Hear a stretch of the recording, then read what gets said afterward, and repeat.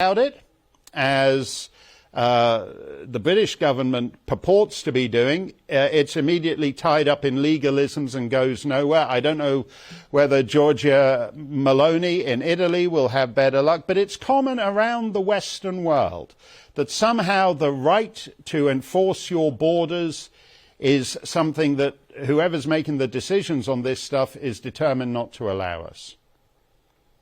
Oh, absolutely. It is still, even though it's not often in the media anymore, but it's still one of the biggest crises that Europe is facing right now. The migrant crisis didn't limit itself just to 2015. The numbers are very high still, but they are not constantly on the news anymore. But what we do see is that, like you said, in all of Europe, people are starting to wake up to the negative effects of it, very much so. We've seen that obviously with the win of the Sweden Democrats in the Swedish elections last week.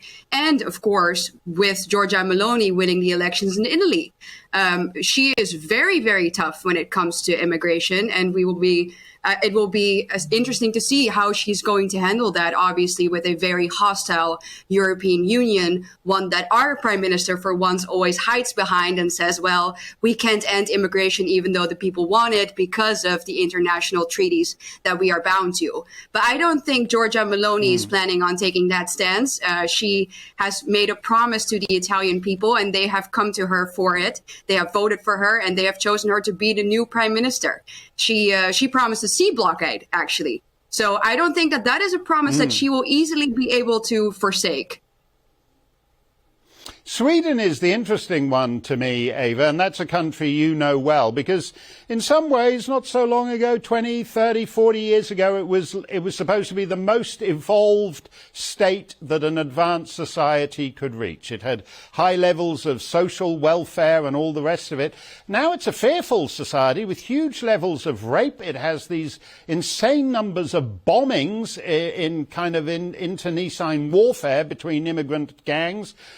Mothers don't take their children to municipal swimming baths, a great Swedish tradition, because the little girls get molested by some of these nice, vibrant, diverse asylum seekers. Why do Swedes, why do the Dutch, why do the Continentals put up with this? Well, they put up with it, of course, for the same reasons that you now see what happens with Giorgia Meloni. The whole entire media is filled calling her a fascist. And that type of intimidation tactics that the left have used against people who want perfectly normal things, who don't want to see their national heritage and their safety and their liberty destroyed and their identity uprooted. You know, all those people have been called fascist, Nazis, and the worst type of words in the book for decades now, if you dare to say anything against that. But I do feel like slowly but surely, the left is starting to lose its power over people through these intimidation tactics. Obviously, the Swedes have chosen. They haven't been able to form a right-wing government yet. It will remains to be seen if that's going to happen. But in Italy, at least now, Giorgia Meloni is in power. Let's see what happens. She made a very firm promise, and I think she's going to keep it. Is your Dutch guy right when he says that, his basic excuse is that whoever you elect, they won't be able to do anything about immigration because somehow all that is decided way above his pay grade? Is he correct to say that? Well, I think Hungary would beg to differ.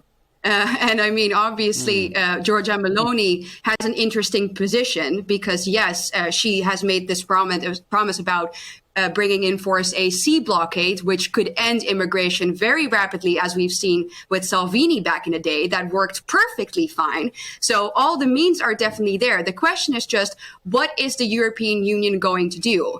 And Meloni has a different position than Orban in the sense that they are obviously financially very dependent on the EU. We've heard Ursula von der Leyen make the threats already. She said, if things go in the wrong direction, we have the tools.